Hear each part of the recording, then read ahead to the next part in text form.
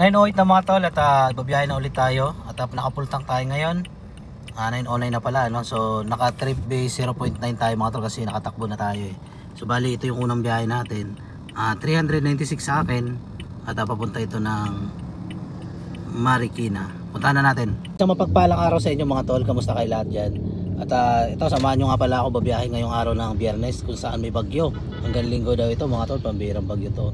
So yun mga tol, update ko kayo mamaya kung gano'n nga ba kalakas ang biyahe ngayon at kung kukota ba tayo. 9:46 na mga tol at 11.7 na yung itakbo natin. At naibaba na natin ating passenger. Lahat ng binayaran niya ay 446. So meron na tayong panibagong booking. Yun, puntahan na natin. 2.2 km mga tol. Ay walang 2.2 to. Malapit na to kasi pinapaikot pa tayo eh. So dito na tayo. Pak. Ganun. So 228 sa akin papuntang saan to? Saan ba to? Hindi ko alam kung ano, Katipunan Quezon City yata ito mga tol. So puntahan na natin. So yung mga tol, nandito na tayo at nababa na natin ating passenger. 308 po ang binayaran niya. So yun, confirm. So bali na punta ako dito mga tol, oh. Magkasikip-sikip ng lugar, hindi kaya. Tas salubungan pa dito mga tol. Kapag atras ka, ganun ang mangyayari. Grabe, ganito po ang buhay ng TNVS driver mga tol. Malupit. Ito sa TNVS, kumbaga lahat ng kasulok-sulukan talagang papasukin mo kahit sobrang sikip. Kuminsan pa nga kapag may kasalubong ka sa lugar na yon, eh wala, no choice ka mga tol, atras ka, pabalik.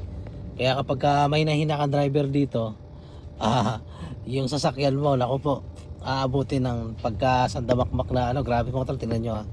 Tingnan nyo mga tol, oh. Mabira itong mga tol, no? Oh, tingnan nyo yung lugar. Nakahinto yung mga rider. Ops. Nakahinto yung mga rider mga tol dahil sa sobrang sikip ng daan. Pababa to. Kanina dinaanan ko to eh, paakyat naman ako. So ayan oh. Para kang nasa Baguio eh. Area na to na dinaanan ko, para kang para kang nasa Baguio, di ba sa Baguio man sisikip yung daan pero matatarik. Ganun na ganun talaga itsura mga tol eh. So ayan, pababa na ako. Ayan mga tol, nandito tayo ngayon sa may Petron. Tumaya ako mga tol, sama talaga ng pakiramdam ko eh. Nag-LBM ako. Kaya nagpatay muna ako ng apps, naghanap ako ng gasolinahan. Bali, nakadalawang booking pa lang tayo mga tol, oh. Mga 624, alas 11 na. At mag-online na tayo. Sana pasukan tayo ng booking mga tol. Abang-abang tayo dito at balitaan ko kayo mamaya. So mga tol, dapat kapag nabubiyahe kayo, lagi kayo may baon na na ito, kagaya nito, tissue. So dapat may baon kayo lagi dyan kasi sa ibang gasolinahan kasi yung iba walang tissue. Kaya may hirapan ka talaga kung paano ka maghugas ng dumi.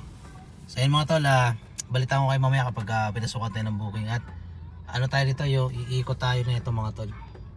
Dito tayo sa Petron, dito sa may ano ba to? Ano bang nito? C5 Katipunan. So ayan. So ito mga tol, pinasukan na ulit tayo ng booking. So nabulag ako mga tol, bakit kaya sa signal yata yan. Bali 415 sa akin mga tol. Tapos papunta ng Maynila ito. Yun, papunta ng Manila mga tol sa may Top Avenue. So ayan, punta na natin mga tol. 400 plus. Nga pala mga tol, maganda po ang booking ngayon. Ang pasok ng booking kasi maulan. Kumbaga, marami ngayon na nagbubook ng Grab. Yung iba kasi Move It o ibang MC Taxi po ang binubook nila. Pero ngayon, napipilitan sila magbook ng Grab. Tapos kapag sobrang dami nagbubook sa platform na to, yun na, maganda po ang maganda sa amin ang impact. So yung mga tol, nandito kasi ako sa loob ng UP Diliman to mga tol eh. UP, tama. Laki ng compound. 12:57 ng mga tol at 48.8 km na po na itakbo natin at nabawas natin gas, isang bar pa lang. So bali, drop off na natin ang ating passengers. Yan, 560 pang binayaran niya. So galing Quezon City. Beng, wala na kasunod. Okay, so bali nakamagkano ba tayo? Naka 1,123 na rin mga tol. Ay, putik, may pumasok na. So ayan, punta na natin to. Tanggap lang, 95 pesos. PWD. Game. Bakbak again, bakbak. Galing tayong Quezon City kanina, papunta rito sa Maynila. At ito na, napasukan ulit tayo ng, magkano ba to? 95 pesos papuntang National Museum mga tol. Dito lang din sa Maynila. So gagawin natin dahil alauna na rin mga tol ng hapon. manggugurami-gurami na tayo. Kumbaga tanggap lang kung ano yung mga pumapasok, tanggap lang. Kasi ano kasi yan mga tol kumbaga sa pag pick up mo, diba, malapit lang, kagaya nito 300 meters lang pick up. Tapos sa presyong 95 pesos, ang drop off lang no, nasa mga 1.5 kilometer lang. Malapit lang talaga. Kumbaga, baka 5 ka nun, malalapit lang naman ang booking. So kulang-kulang 500 din yun mga tol, baka 5 ka. So panalo pa rin. 238 na mga tol at 62 kilometer po ang naitakbo natin. At mahigit 2 guhit na po ang ating na konsumo na gas. At ito na mga tol, baba na natin ating pasahero. So bali, okay, nakapatay muna yung apps natin mga tol. Nagutom ako, kain muna ako. So bali, kumita na tayo ng 1,600 6 booking mga tol. So kain muna ako dito sa kalendarya. Dito mga tol, yan dyan. 3:33 na mga tol at nakaset din na tayo. Nandito na tayo sa Cainta. At pinasukan tayo doon mga tol. Galing tayong Cubao. Bali, pinasukan tayo ng ito. Galing tayong Cubao. Pinasukan tayo ng Xavier. Ayan o.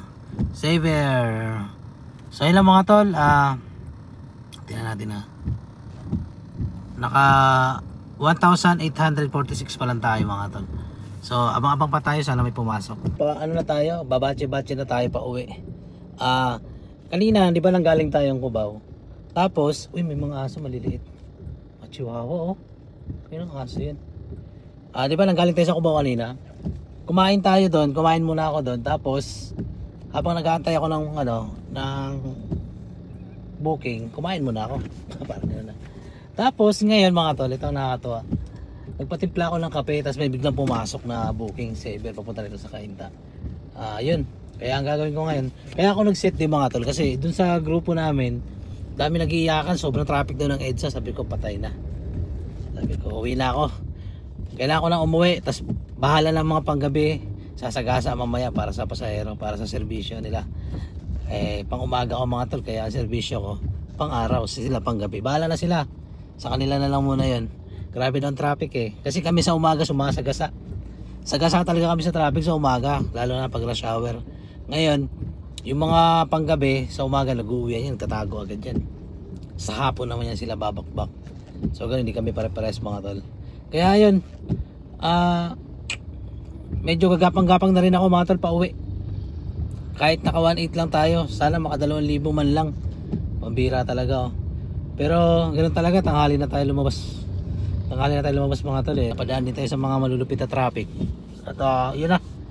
Sana kumita pa tayo, sana madagdagan pa. At titingnan natin kung magkano yung gas natin. Grabe yung tinakbo ko, 72 km pa lang natakbo natin, pero kumita na tayo ng 1,846. Hindi pa kasama yung tip dyan mga tol. Pero kung isasama ko yung tip ko, nasa ano na yan, nasa 2,000 na.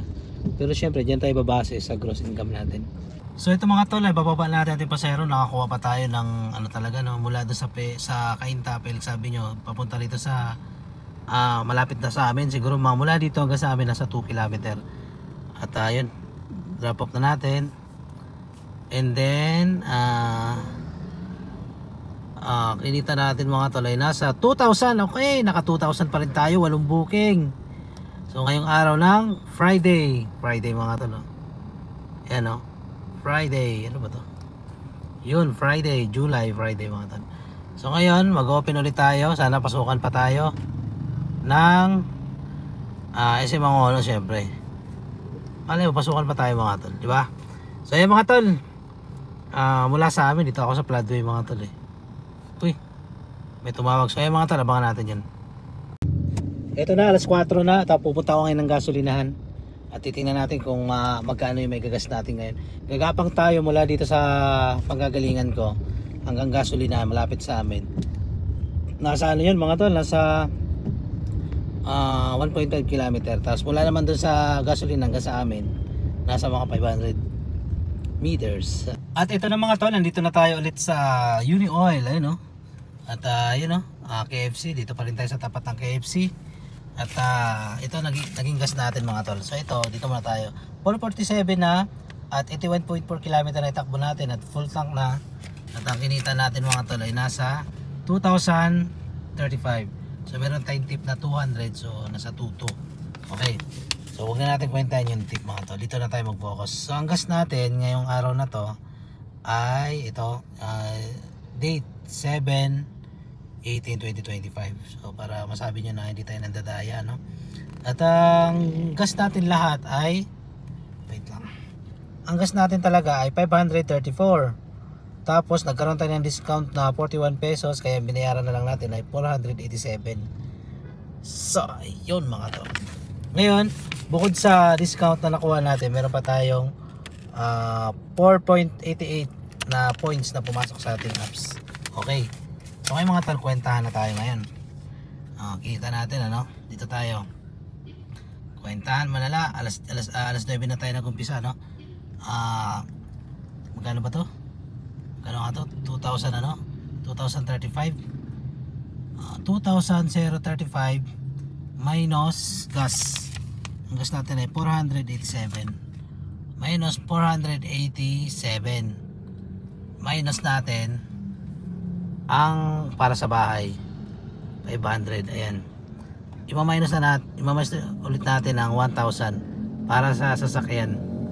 So meron tayong 48 pesos na savings. Meron tayong 48 pesos na savings. Okay pa rin kasi ngayong araw talaga na to, Biyernes, tinakamad talaga akong bumiyahe. Hindi talaga sana ako babae kasi nga may bagyo.